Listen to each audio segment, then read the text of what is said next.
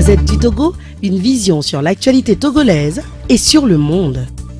Mes très chers compatriotes, en ce temps difficile pour notre pays, où l'espoir côtoie le désespoir au quotidien, il nous tient à cœur d'apporter à nouveau notre soutien aux voix qu'il faut avancer la cause de l'espérance et de faire entendre le point de vue de notre formation politique sur les grandes questions que se posent aujourd'hui au Togo.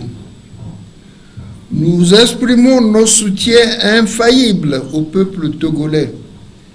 C'est avec tristesse et consternation que nous avons observé la profonde détérioration de la situation politique de notre pays depuis le début des manifestations d'août 2017. Les confrontations qui ont eu lieu dans les rues de plusieurs villes du Togo entre notre jeunesse désolutionnée et les forces de l'ordre essayant de maintenir l'ordre public ont été suivies de conséquences déplorables que nous connaissons malheureusement si bien. Perte en vie humaine, destruction matérielle et dommages économiques à long terme. Je voudrais tout d'abord, en mon nom personnel et au nom de l'Union des forces de changement, apporter nos condoléances les plus sincères aux familles de ceux qui ont payé du sacrifice ultime les déportements violents de ces événements. Nous honorons leur mémoire et demandons à Dieu d'entourer leurs proches d'affection et du courage dont ils n'auront maintenant besoin. Nous souhaitons également de tout cœur un prompt rétablissement aux personnes blessées et à ceux qui ont subi des destructions des biens ou des pertes de leurs activités économiques. Mais l'expression de notre soutien moral et de notre compassion envers nos concitoyens ne saurait suffire.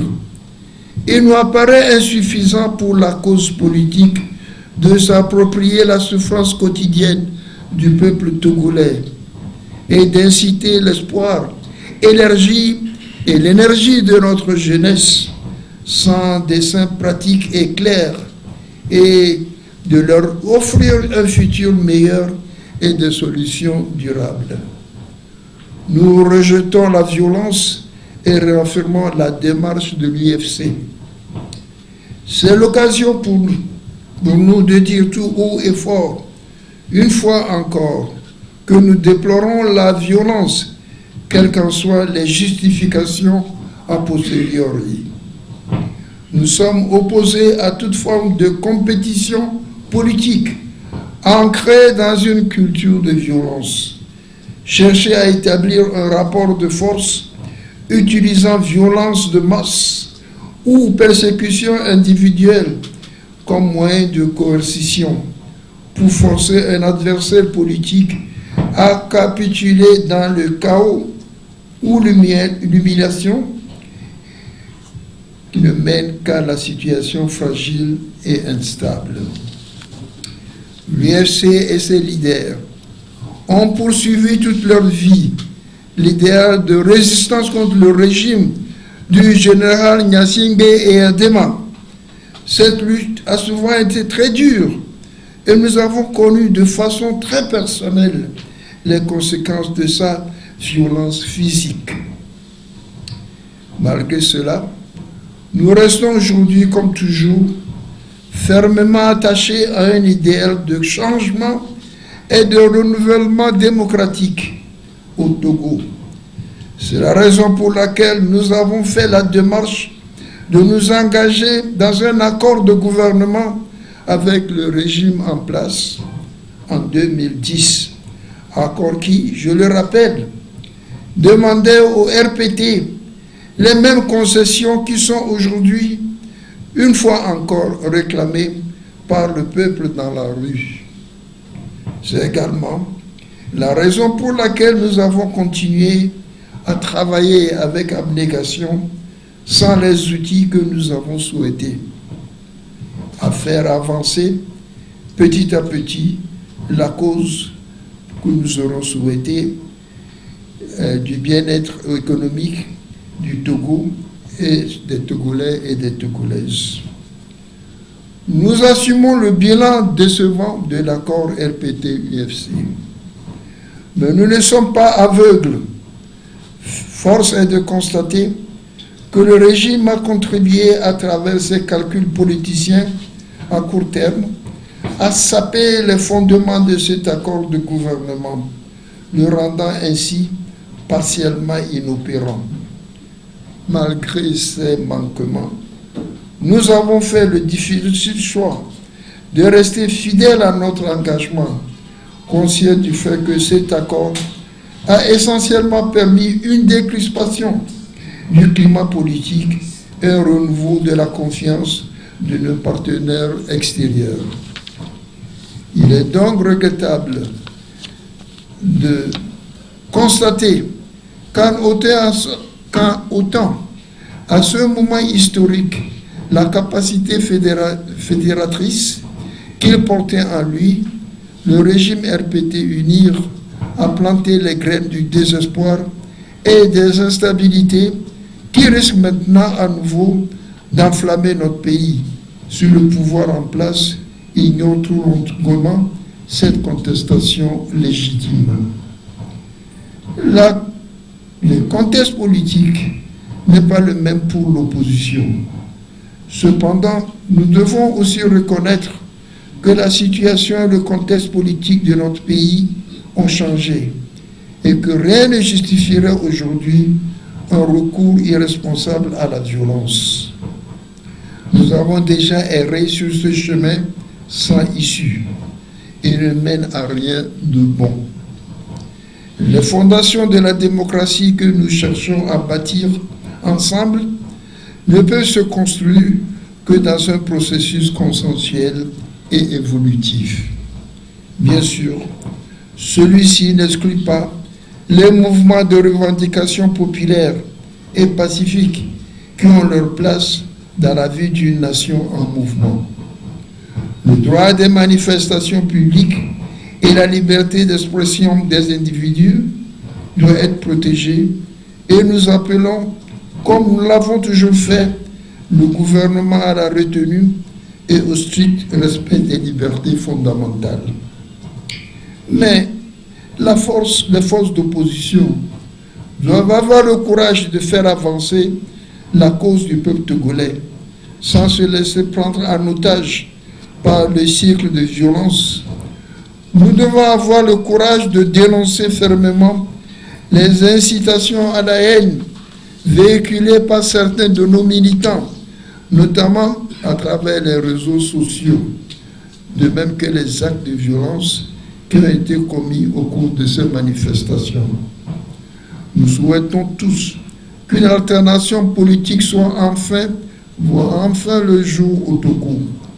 Cette aspiration authentique et juste du peuple togolais ne doit pas nécessairement se présenter comme une répudiation aveugle du président Faure Gnassingbé, qui est arrivé au pouvoir dans des conditions difficiles, mais qui a depuis contribué à une certaine ouverture et à un certain progrès économique, même s'ils sont largement insuffisants pour endiguer les problèmes que nous connaissons au Togo. Ayons le courage de reconnaître que si Faure Gnassingbé était arrivé au pouvoir de façon démocratique, notre bilan de sa présidence, bien que sans grand éloge, ne serait pas aussi sombre que le raccourci de son nom de famille nous le permet dans la rue. Rappelons également que cette aspiration de changement des Togolais ne doit pas être non plus un rejet indiscriminé de tous les hommes et femmes qui ont travaillé de près ou de loin pour l'administration togolaise sous le régime RPT-UNIR. En d'autres termes, arrêtons une fois pour toutes d'exprimer la noble aspiration démocratique du peuple togolais comme une menace de ceux de nos compatriotes qui ont servi le RPT ou l'État togolais les années suivantes avec sincérité ou par nécessité. Nous sommes tout aussi responsables de l'avenir de nos enfants que le sont nos adversaires politiques. Il nous revient à nous de prévenir le pire. Gardons-nous d'instrumentaliser la détresse et les aspirations de notre jeunesse à la simple fin d'aboutir les desseins politiques à court terme. Et évitons Togo de devoir réapprendre l'histoire dans le sang en hypothéquant une génération entière sur l'autel de l'ambition impatiente ou la puissance, la pulsion révolutionnaire. Prenons la main tendue des amis du Togo pour une solution négociée. Depuis le début de cette nouvelle crise politique au Togo, plusieurs pays amis se sont investis à travers de discrètes tentatives de médiation en vue d'aider les Togolais à s'asseoir autour d'une même table pour régler les problèmes auxquels notre pays se trouve une énième fois confronté. Je leur adresse au nom de nos compatriotes mes vifs remerciements pour leur effort de médiation et d'apaisement. Et je remercie particulièrement les présidents Nana Akufo-Addo du Ghana, Alassane Ouattara de la Côte d'Ivoire pour leur leadership et leur affection pour le Togo. Ma gratitude est également dirigée vers tous ceux qui, de près ou de loin, continuent à ouvrir sans relâche à la recherche d'une solution stable et durable au statut politique qui perdure au Togo. Dans l'immédiat, nous voyons 4 conditions fondamentales à ce que nous aboutissions ensemble à une solution politique stable et durable. 1. Premièrement, le régime doit d'abord accepter le retour aux fondamentaux de la Constitution de 1992. 2. Le président Faure Gnassingbé doit ensuite accepter le principe de ne pas se représenter à la présidentielle de 2020, afin de laisser le champ libre à une consultation démocratique libre.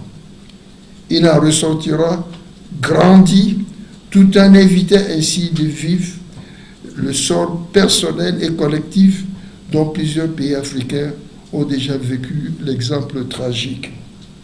3. L'opposition togolaise doit être unie et doit développer un projet clair et responsable pour préparer la compétition d'idées à laquelle tous les partis devront prendre part. Et 4. Enfin, les partenaires étrangers du Togo devront accompagner les institutions et la classe politique afin de préparer des élections libres, transparentes et acceptées de tous d'ici 2 ans. L'union des forces de changement. Permettez-moi enfin de terminer mon propos en évoquant l'avenir de l'UFC et le rôle que notre parti entend jouer dans les consultations politiques de demain. L'UFC a été en première ligne de la lutte pour l'alternance politique au Togo. Mon humble contribution a été de mener cette force d'union et d'opposition togolaise pendant un temps vers son objectif ultime. Mais l'avenir de l'UFC, de la contestation politique et du Togo devront être imaginés et poursuivis par des jeunes gens et femmes de moins de 80 ans. Des jeunes qui pourront amener à la poursuite de leur idée avec la même énergie qui a été la nôtre, afin que le Togo puisse redevenir dans un futur proche une terre de fierté et d'excellence en Afrique. Le combat politique que j'ai mené tout le long de ma vie et pour lequel j'ai sacrifié tant de choses a toujours eu pour objectif de libérer mes concitoyens du joug de l'oppression et d'améliorer les conditions de vie.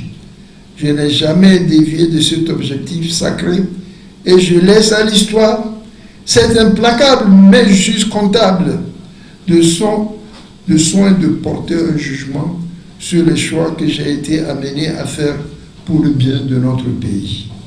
C'est au nom de cet engagement politique que je m'adresse aux Togolais.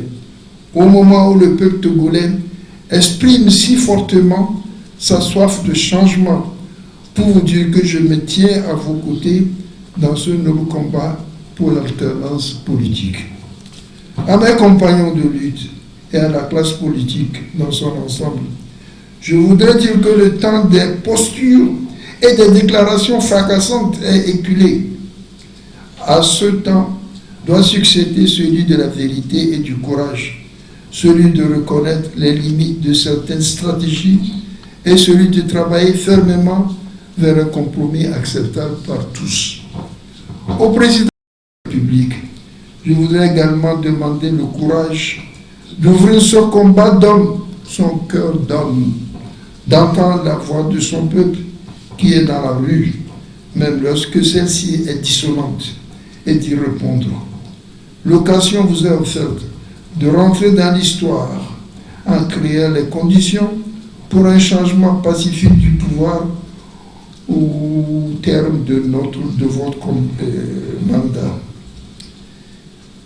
On pourra alors parler véritablement des sections togolaises. Le dialogue politique annoncé doit se conduire dans un climat apaisé. Il importe que les personnes interpellées dans le cadre de manifestations soient relaxées. Une attention particulière doit être apportée aux villes de Sokolé, Bafilo et Mango, afin que les calmes puissent y revenir. Mes bien-aimés concitoyens, chers compatriotes, ne nous méprenons pas.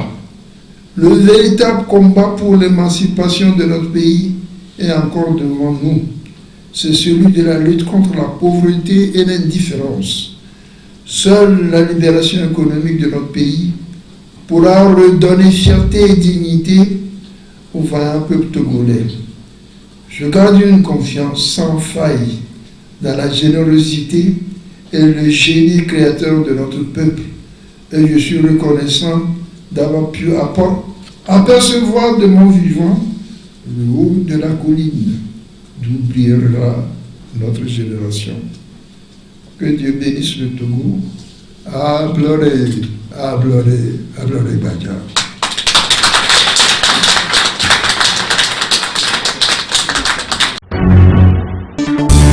La Gazette du Togo, une vision sur l'actualité togolaise et sur le monde. Rejoignez-nous sur le www.lagazettedutogo.com ou sur nos comptes Facebook, Twitter et YouTube. Pour tout contact, écrivez à contact@lagazettedutogo.com ou appelez le 92 80 88 53. La Gazette du Togo, c'est l'information en continu.